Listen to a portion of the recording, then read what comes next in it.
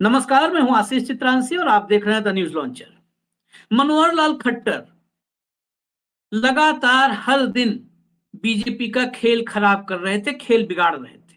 आज हम इस चर्चा में, जिसमें हमारे साथ हेमंत अत्री जी भी बस जुड़ने वाले हैं 30 सेकंड में, इस चर्चा में हम एक एक सबूत रखेंगे कैसे खेल खराब कर रहे थे।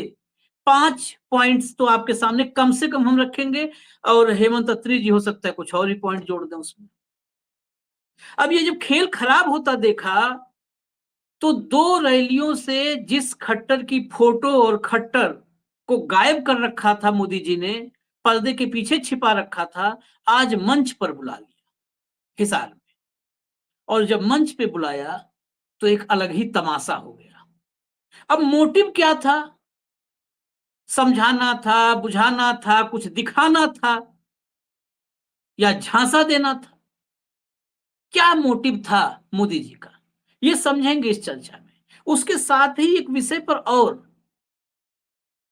कि जहां पर रैली करने मोदी जी आए थे, वो अपने प्रत्याशी को जिताने आए थे या हराने आए थे? इस पर भी सेकंड पार्ट में, इसी चर्चा के सेकंड पार्ट में, जो दूसरे तीसरे सवाल में, इस पर भी आएंगे, क्योंकि यहां पर भी एक तस्वीर कई गंभीर सवाल खड़े कर रही है। फिलहाल हेमंत जी को जोड़िए, कंट्रोल रूम जोड़िए फटाफट। अब हेमंत भाई जुड़ गए हैं तो मैं पहले कुछ मैंने कहा था कि हम तथ्यों पर बात करेंगे, हवा हवाई कोई लफाजी नहीं होगी। हम शुरुआत करते हैं कि कैसे खेल खराब कर रहे थे।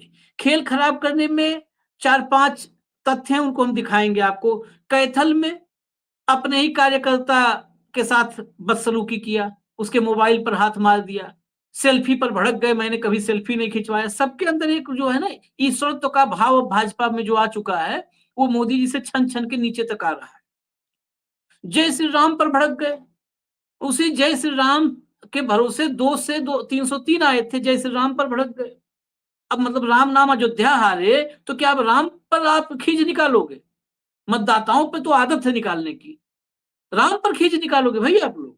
उसके बाद अंबाला में खड़े हुए तो भाजपा इधर कह रही थी जब कंगना रनौत के बयानों पर कि कंगना का निजी बयान है। अब भाई खट्टर जी का निजी बयान है या कंगना का निजी बयान है, साफ करना पड़ेगा। अंबाला में खड़े होकर फिर कह रहे थे कि जो उधर बैठे हैं बॉर्डर के, ऐसे बता रहे थे जैसे पाकिस्तान के बॉर्डर के उस पार बैठे हैं। उधर जो बैठे हैं वो किसान नहीं है। बताइए, महीनों महीने से बैठे हुए हजारों हजार किसानों को कह रहे किसान नहीं है। हिसार की तस्वीर हमने आपको दिखाई ही थी, कैसे हिम्मत कैसे हुई तेरी, पकड़ो इसको बाहर फेंको। ऐसा लग रहा था कि कोई बहुत बड़ा डॉन। और इसके अलावा एक खेल, ये तो सब तस्वीरें दिख रही हैं, एक खेल अंदर खाने पंजाबियों के बीच में बिगड़ रहा था। अब ये सारे खेल दुरुस्त करने के लिए मोदी जी ने आज मंच पर बुला लिया, लेकिन मंच पे हो गई फजीहत, तमाशा हो गया कि भाषण दे नहीं दे, आखिर तक यही कंफ्यूजन रहा। अब शुरुआत करते हैं, हेमंत जी के पास चलेंगे। तत्काल कंट्रोल रूम कैथल की तस्वीर दिखाइए, जरा कैथल वाली दिखाइए तस्वीर। छोटी सी क्लिप है, देखिएगा आप। वो सेल्फी लेने के लिए कार्यकर्ता है, देखिए मोबाइल हाथ में है, छोटी सी क्लिप है, ये देखिए हाथ मारा, ये उसके मोबाइल पर तुरंत हटाओ। और उसके बाद बोला भी बड़ा उलझलूल है कि मैं आज तक मेरे साथ किसी ने सेल्फी नहीं ली, सेल्फी लोगे? बताइए आप, सेल्फी इनके साथ लेने की गुस्ताखी कर रहा है भाजपा कार्यकर्ता। अगला जय श्री राम वाला सुनाइए भैया, जय श्री राम, ये तो और जरूरी है। जय श्री राम। कौन है? बताओ क्या बोले? अरे रुक जा, बताओ क्या बोले? अरे रुक जा,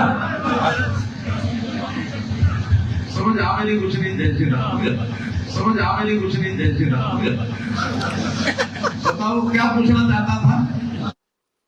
देखिए राम के नाम पर, ये तो बड़ी गलत बात है हेमंत जी, आपके प्रदेश में राम के नाम की खिल्ली उड़ा रहे हैं, पीछे से लोग हंस भी रहे हैं, करा रुक जा, समझ में नहीं आता कि कहां पे क्या है राम के नाम पे। अब अंबाला वाला भी सुना दीजिए भाई, सुना दीजिए पहले, शुरुआत सब तथ्य रखे, नहीं तो दर्शक कहते हैं कि फर्जी हवा हवाई बातें कर रहे हो।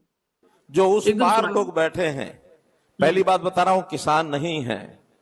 किसान का मुखौटा पहन करके कुछ ऐसे लोग जो सिस्टम को खराब करना चाहते हैं, जो एस्टेब्लिश सरकारें उनको अस्थिर करना चाहते हैं, इस प्रकार के लोग हैं।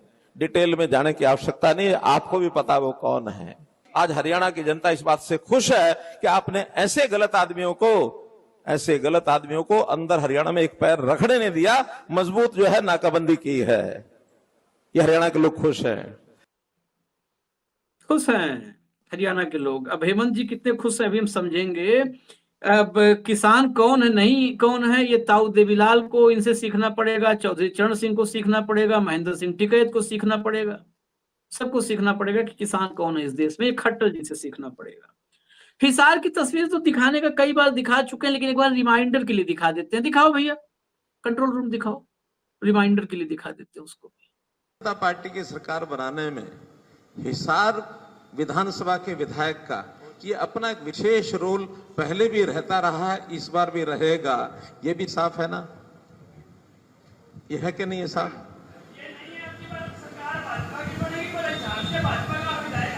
अरे आप मैं जिताऊं तुझे, आप तुझे जिताऊं मैं। पकड़ लो इसको, अरे इसको पकड़ लो, ले जाओ पकड़ के, ले जाओ पकड़ के बाहर। हिम्मत कैसे होगी इसकी? अरे पकड़ के ले जाओ इसको बाहर, ले जाओ पकड़ के। इसकी हिम्मत कैसे हो गई? ये भी भाजपा कार्यकर्ता नहीं है, मुखौटा लगाए हुए हैं, जैसे किसान मुखौटा लगाए हुए। सब मुखौटा लगाए हैं, सबका मुखौटा खट्टर साहब उतार रहे हैं। अब आज क्या मुखौटा उतारने के लिए इकट्ठा हुए थे मोदी जी और खट्टर साहब, हिसार में, यही समझना बाकी है। शुरुआत अब करते हैं, चलते हैं अब हेमंत जी के पास। सारे जो तो हमारे पास थे सबूत तथ्य बता दिए, बाकी पंजाबियों वाला खेल भी अभी खोलते हैं। ये इतनी तस्वीरें जो आपने जुटा करके भेजी हैं, ये खट्टर साहब तो पूरा खेल खराब कर रहे थे। तो क्या फटकारना था, समझाना था? मतलब कई फॉर्मूले होते हैं ना, पुचकारना, दुलारना, फटकारना, दुत्कारना, क्या था? ये आशीष जी, ये सारे के सारे फॉर्मूले एक्चुअल में फेल हो चुके हैं। मनोहर लाल खट्टर पिछले 10 दिन से कैंपेनिंग के दौरान, एक तो आपको पता, बड़ी भारी रैलियां कर रहे थे, वो देखा ही आपने, होटलों में कर रहे थे, बैंकेट हॉल्स में कर रहे थे, तमाम बुद्धिजीवी सम्मेलन कर रहे थे। बहुत बड़ी भारी भरकम 50 से 250 के बीच में भीड़ होती थी। 60-70 तो मैंने गिना। हाँ, तो जबरदस्त भीड़ होती थी और वो क्लोज डोर के अंदर उस तरह की बड़ी रैलियां कर रहे थे। तो भारतीय जनता पार्टी का नेतृत्व घबरा गया कि इतनी लोकप्रियता को पार्टी संभालेगी कैसे। और उसके बाद जो आपने सारे क्लिप्स दिखाए, इन सब का भी एक इम्पैक्ट था और पार्टी के अंदर एक ये मैसेज जाने लगा था कि इससे तो बहुत ज्यादा गड़बड़ हो जाएगी। यही कारण था आशीष भाई कि जो पिछली दोनों रैलियां थी, चाहे वो कुरुक्षेत्र की थी, चाहे वो पानीपत की थी, उन दोनों के अंदर मनोहर लाल खट्टर से परहेज और गुरेज किया गया कि उनको मंच पर ना लाया जाए, उनका चित्र ना लगाया जाए, उनका जिक्र भी ना किया जाए। और पानीपत में तो बड़ा गजब का एक वाकया हुआ था कि उधर मोदी जी बोल रहे थे, पानीपत में रैली कर रहे थे, और उधर जो है नारायणगढ़ में अपने जो है उसी तरीके का एक बैंकेट हॉल के अंदर, गांव का खेड़ा होता है, वहां पर नारायणगढ़ में एक वैसी भारी रैली को संबोधित कर रहे थे मनोहर लाल जी। तो बड़ी एम्बेरेसिंग थी, क्योंकि देखिए आप देश में 8वें नंबर के मंत्री हैं in order of oath hierarchy में, और प्रधानमंत्री उनकी स्टेट में है और वो मंच पर नहीं। तो पहली बात तो रिसीव करना पड़ता है प्रोटोकॉल में। और कुरुक्षेत्र की तो जो रैली थी वो तो उनकी कंस्टिट्यूएंसी की भी रैली थी, उसमें वो सारी जीटी रोड बेल्ट थी। तो पार्टी की बड़ी भारी हैवी एम्बेरसमेंट हो रही थी। एक पक्ष तो ये जो इनको आज मंच पर बुलाया गया ना, उसके लिए बड़ा रोचक खेल है, बहुत रोचक खेल। आपने बिल्कुल ठीक कहा। ये जो चारों तरफ जो फजीता हो रहा था पूरी स्टेट में घूम घूम के मनोहर लाल जी के सौजन्य से, उनके मुखारविंद से जिस तरह के शब्द टपक रहे थे वर्कर्स के लिए और किसानों के लिए और तमाम समर्थकों के लिए, तो उसके बाद एक हरियाणा में एक बड़ी जबरदस्त लॉबी है बीजेपी के अंदर जो बड़ी प्रभावी है, ना केवल हरियाणा में बल्कि नागपुर तक। और उस नागपुर तक की जो लॉबी है, उसके सबसे जो ताकतवर व्यक्ति है, उसका नाम आप कई बार ले चुके हैं, अरुण खन्ना। और मनोहर लाल जी और उनमें कोई अंतर नहीं है, बिल्कुल एक है, दो जिस्म एक जान है। तो जब ये लगा कि 2 रैलियों में मोदी जी के नहीं लाया गया और 8% के आसपास पंजाबी वोट हरियाणा में, और 9.5 साल तक आपने मनोहर लाल को ढोया भी है हरियाणा स्टेट ने। ये अलग बात है कि तमाम कारणों से उनको हटाना पड़ा और मोदी जी को तमाम फीडबैक गए, चाहे वो सर्वे एजेंसियों के थे, चाहे आईबी के थे, इंटेलिजेंस के थे, जो भी थे। तो ये लॉबी एक्टिवेट हुई। इस लॉबी में अकेले अरुण खन्ना नहीं है, इसमें वो जो ज्ञानंद टाइप के लोग भी हैं, जो कुरुक्षेत्र वाले, जो गीता मनीषी सो कॉल्ड, वो सारी लॉबी इकट्ठी हुई। उसने आके संघ के थ्रू एक मैसेज किया दिल्ली तक कि साहब इनको इतने साल आपने रख भी लिया, हटा भी दिया, और अब इनको साथ में नहीं रख रहे हो, तो पंजाबी लॉबी आपसे नाराज हो जाएगी। अब भारतीय जनता पार्टी जब जब आदमी कमजोर होता है ना तो उसको हर चीज हर्ट करती है। तो भाजपा को लगा कि यार कहीं यही तो गड़बड़ नहीं हो जाएगी, तो डरते डराते ये तय हुआ कि इनको मंच पर ले आया जाए, मंच पर बुला लिया जाए और मोदी के आने से पहले भाषण कथा के खत्म कीजिए। वही हुआ भी। आज मंच पर जैसे ही मनोहर लाल पहुंचे तो कुलदीप बिश्नोई वगैरह बड़े सब बोल चुके थे, इनको बोलने के लिए आमंत्रित किया गया।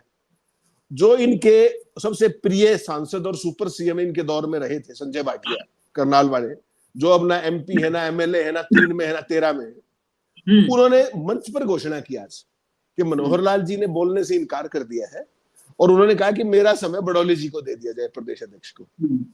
तो कोई राजी खुशी में तो इतने बड़े मंच पर बोलने से मना नहीं करता, कुछ न कुछ तो कारण रहे होंगे। और वो कारण क्या थे?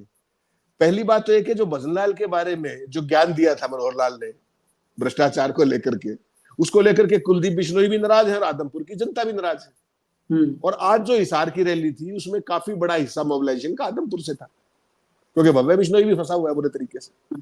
तो मनोहर लाल के अंदर एक चीज कचोट रही थी कि अगर तुम बोले और यहां हो गई हुटिंग तो किसी लायक नहीं बचोगे। तो तत्काल प्रभाव से ये किया गया कि वो नहीं बोलेंगे और बड़ौली जी को समय दे दिया जाए। बड़ौली भी बोल लिए, प्रधानमंत्री जी अंबाला वो हिसार पहुंच भी गए, लैंड भी कर गए, समय था। तो चेलो ने सोचा कि चलो मनोहर लाल जी का एक चांस ले लेते हैं, अभी मोदी जी तो आए नहीं। तो उन्होंने मनोहर लाल जी को आमंत्रित किया, फिर वो भाषण देने चले गए। भाषण दिया उन्होंने और उन्होंने भाषण पे वही अपना घिसा पिटा वो काम किया और कहा कि साहब देखिए कांग्रेस पार्टी कितनी कमजोर है। वो अलायंस ढूंढ रही थी कांग्रेस पार्टी, आम आदमी पार्टी वाला रेफरेंस था इनडायरेक्टली।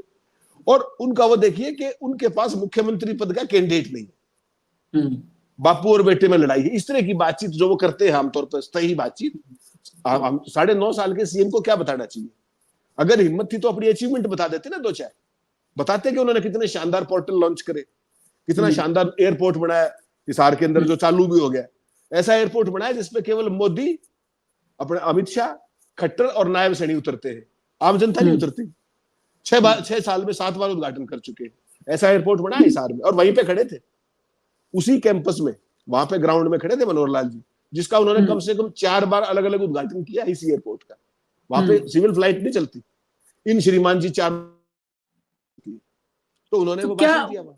नहीं ये बड़ा क्या कहा मैं, हेमंत जी एक बड़ा रोचक है, थोड़ा सा इस पे 30 सेकंड और मैं आपका चाहूंगा ध्यान और थोड़ा सा आकर्षित करें और लोगों को बताएं।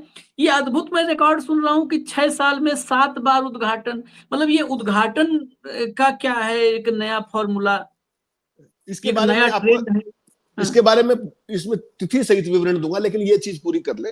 तो मनोहर लाल जी ने वहां क्या कहा कि विकास विकास कुछ नहीं, 9.5 साल की अचीवमेंट कुछ नहीं, रोड मैप कुछ नहीं, अचीवमेंट कुछ नहीं।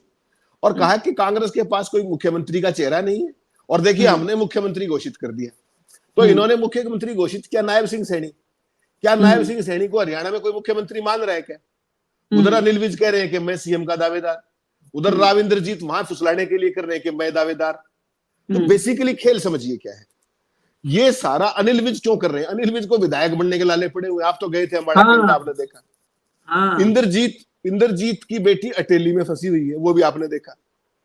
मनोहर लाल की फोर्स रिटायरमेंट की जा चुकी है। तो इस खेल को समझना क्या है कि जब आज भारतीय जनता पार्टी पूरा ग्राउंड लूज कर चुकी है जमीन पर, तो वो लोगों को बहलाकर फुसलाकर भ्रम पैदा करके येन केन प्रकरण साम दाम दंड भेद से लोगों के वोट हथियाना चाहती है। पॉपुलर मैंडेट नहीं, कोई जुगाड़ होकर के आ जाए।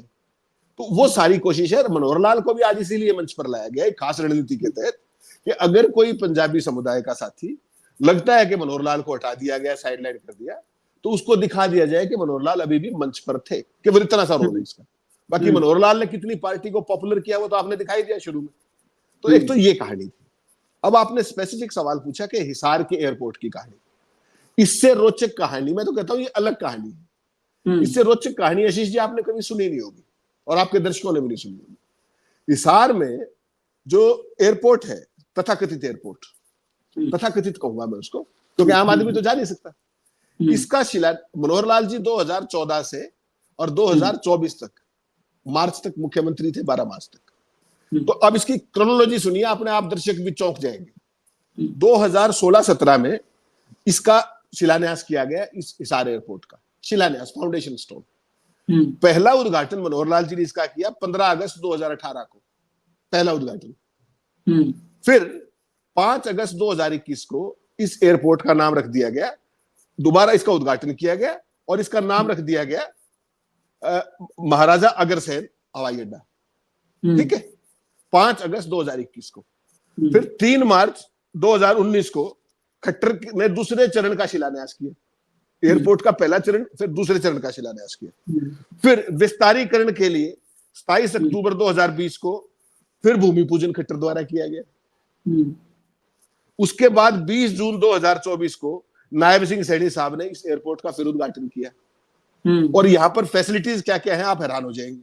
यहां पर सारी फैसिलिटीज, 10,000 फुट का रनवे है, आज मोदी जी ने जिक्र भी किया, आज फिर गोली दी मोदी जी ने, जो उनका टिपिकल स्टाइल है कि यहाँ एयरपोर्ट बस बनने ही वाला, बीजेपी की सरकार आ गई तो एज इफ कि अगर कांग्रेस की सरकार आएगी तो एयरपोर्ट नहीं बनेगा। तो यहाँ पर फैसिलिटीज अवेलेबल क्या क्या है ये दर्शकों को जानना जरूरी है।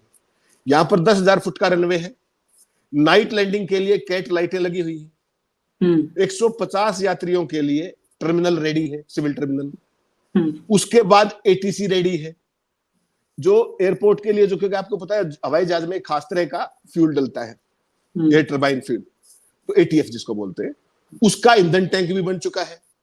और एयरपोर्ट के लिए 33 एवीए स्टेशन भी बन चुका है बिजली का।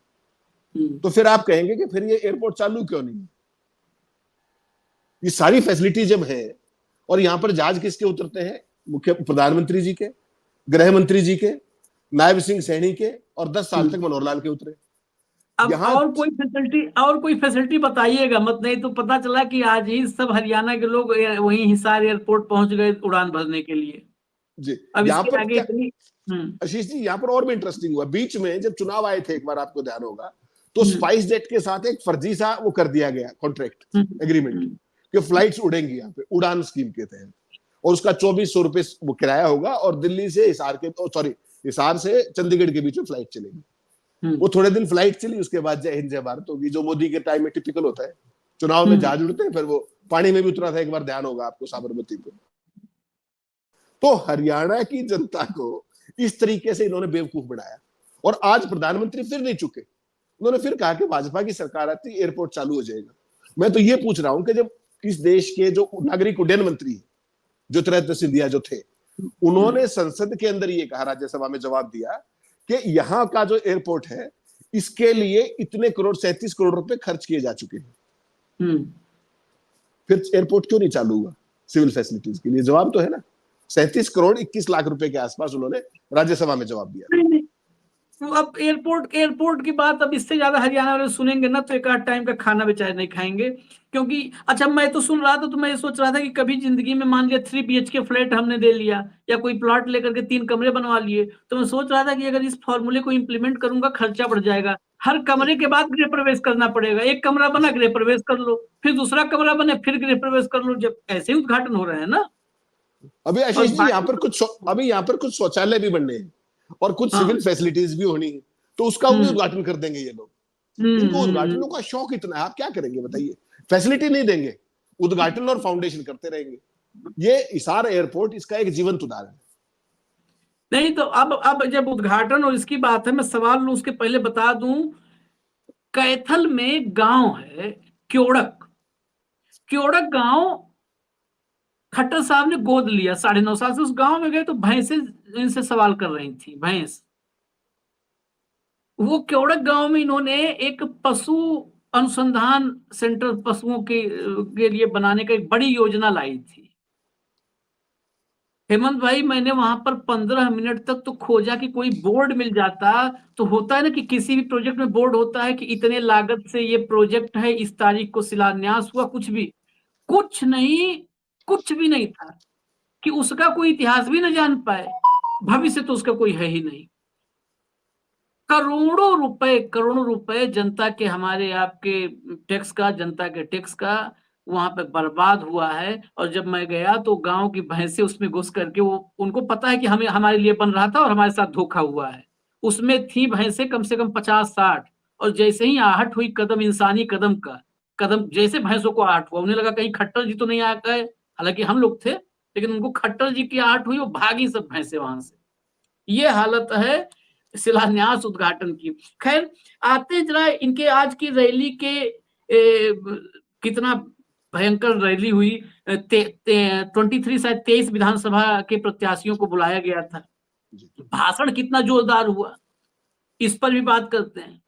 और मोदी जी ने बड़ा जोरदार सवाल पूछा है कांग्रेस से, कांग्रेस पर हमला किया है कि जनता कांग्रेस से पूछ रही है हरियाणा की कि क्या हुआ तेरा वादा।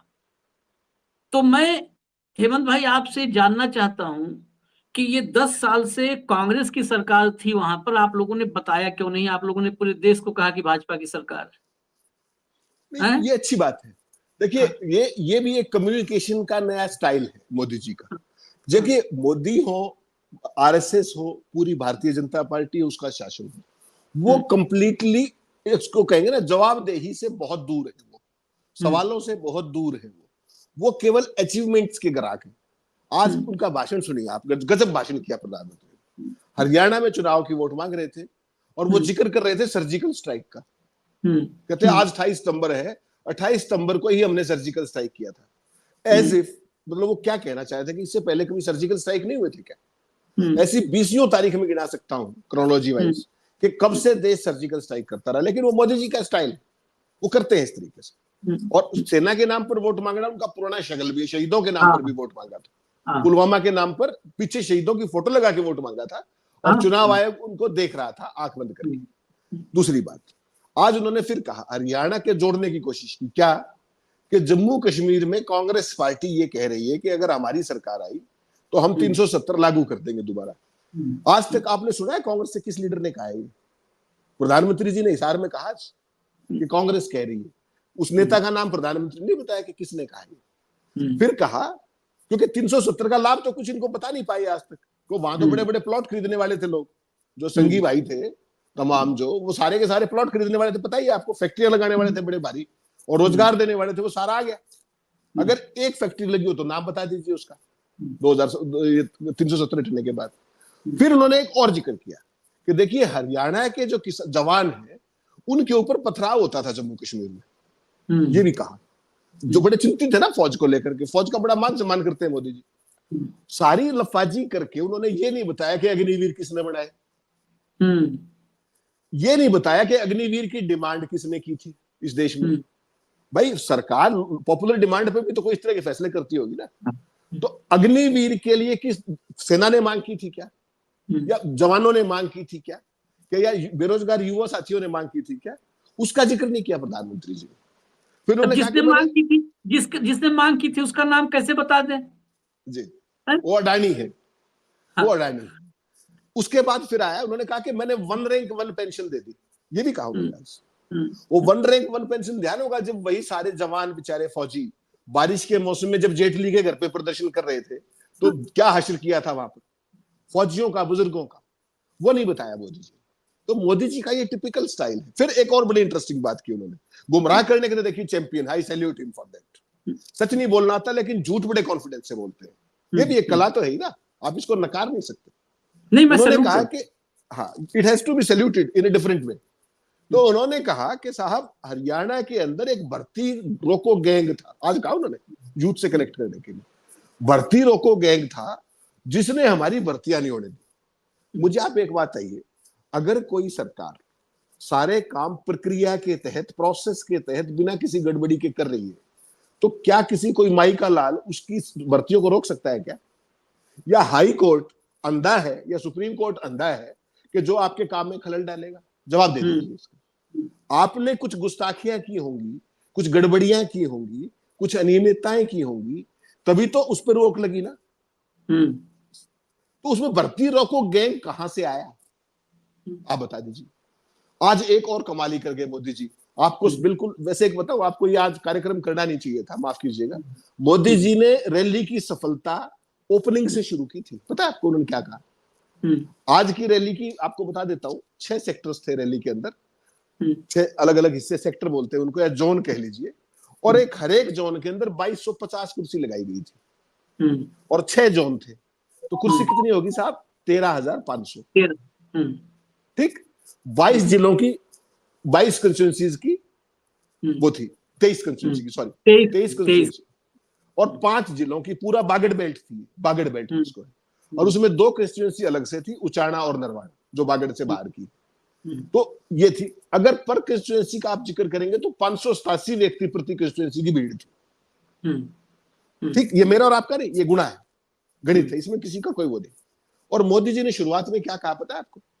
ये इतनी भारी भीड़, हमारे लोगों ने टेंट छोटा लगवाया और बहुत सारे साथी, इतने ही साथी बाहर खड़े हुए, तो मुंड ही मुंड नजर आ रहे हैं, ये नहीं बोले मुंड ही मुंड नजर आ रहे हैं। उन्होंने कहा कि जितने लोग अंदर हैं वो बेचारे बाहर गर्मी में उतने ही लोग तप रहे हैं। तो मोदी जी को कोई बताया नहीं किसी ने कि साहब 13,500 अंदर है सिटिंग में, तो 13,500 ही ज्यादा, आपकी बात ही मान ली हमने, तो 13,500 ही बाहर होंगे, आप ही कह रहे हैं उतने ही बाहर है।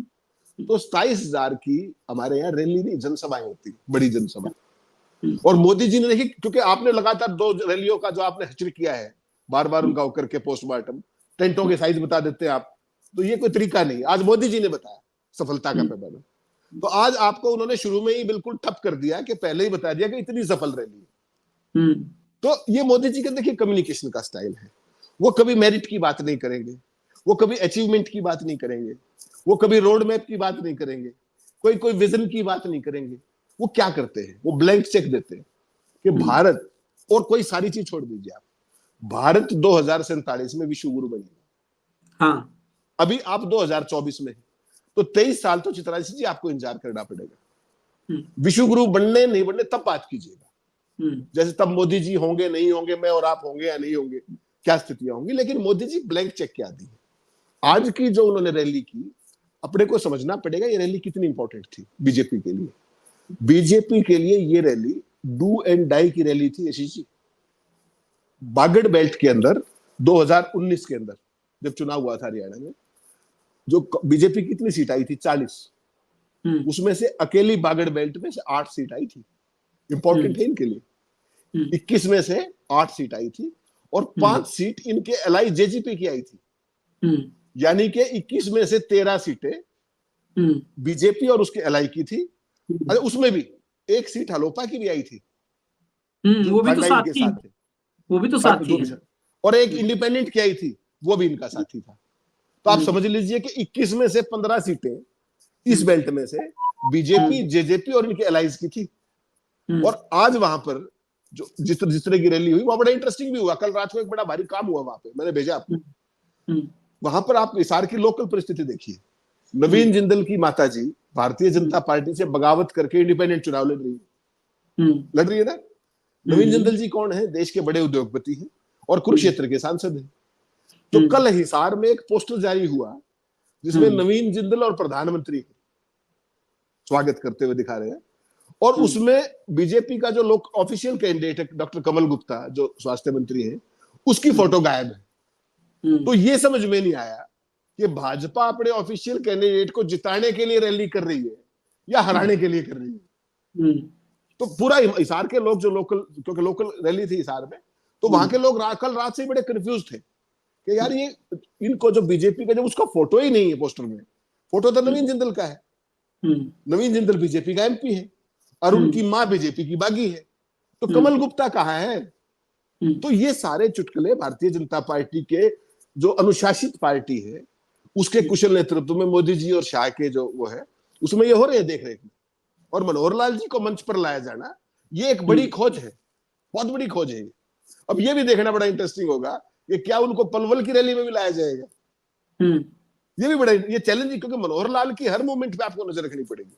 वो सबसे ज्यादा डिमांड वाले नेता है हरियाणा के अंदर। हर कांग्रेसी की एक इच्छा है कि उनके यहाँ एक बार मनोहर लाल जी जरूर आ जाए।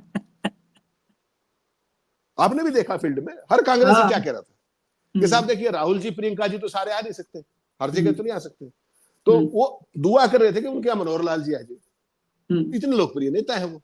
तो आज उनकी प्रतिभा को पहचाना मोदी जी ने दोबारा से, जो बीच में कहीं उपेक्षित हो गए थे, उनको फिर मंच पर लेकर के आए। चलिए, मतलब ये गजब है। हरियाणा में हिसार में जो कुछ हुआ कि एक तरफ भजन लाल के बेटे साथी हैं, वही नाराज है, भजन लाल को ही लपेट दिया। मतलब खट्टर साहब अद्भुत हैं, भजन लाल को भी नहीं छोड़ा। और वहां से कुलदीप बिश्नोई, उनके बेटे भव्य बिश्नोई, उनकी किस्मत दांव पे लगी हुई है। भव्य की बेचारे जूझ रहे हैं अपने इलाके में, मुश्किल में फंसे हुए हैं, उनको भी खींच दिया। हिसार में मोदी जी रैली किसके लिए किए थे? अपने प्रत्याशी को हरवाने के लिए, जिताने के लिए। ये सबसे रोचक सवाल है। शायद पहली बार नरेंद्र मोदी की ऐसी कोई रैली हुई है जिस पर ये सवाल उठ रहे हैं कि क्या ये रैली मोदी जी ने अपने प्रत्याशी को ही हराने के लिए की थी? क्या इसका संदेश था कि नहीं, कमल गुप्ता को निपटाओ? भाजपा के कार्यकर्ता क्या सोच रहे होंगे बेचारे? मैं तो उनके ऊपर मुझे तरस आ रहा, क्या सोच रहे होंगे सब? अब कमल गुप्ता से पूछने जाए, पता चला कमल गुप्ता नाराज हो, वही भड़क जाए। ऐसे दौर में सब भड़कते तड़कते रहते हैं। खैर, हरियाणा का चुनाव अब बिल्कुल जो कहते हैं ना आखिरी मुकाम पर पहुंच चुका है। और ये मुकाम जब होता है ना, जब इस फेज में आ जाता है चुनाव, तो बड़ा रोचक हो जाता है। तमाम फ्रस्ट्रेशन से लेकर के सब कुछ नजर आने लगता है। वो आ भी रहा है नजर। मोदी जी अभी पलवल जाएंगे, हम भी जाएंगे, कोशिश करेंगे कि नहीं भी जाएंगे तो हेमंत जी हैं, उनके जरिए आकाशवाणी करेंगे, दिखाएंगे ऐसे ही। इजाजत दीजिए, अभी न्यूज लॉन्चर आप लोग देखते रहिए। नमस्कार।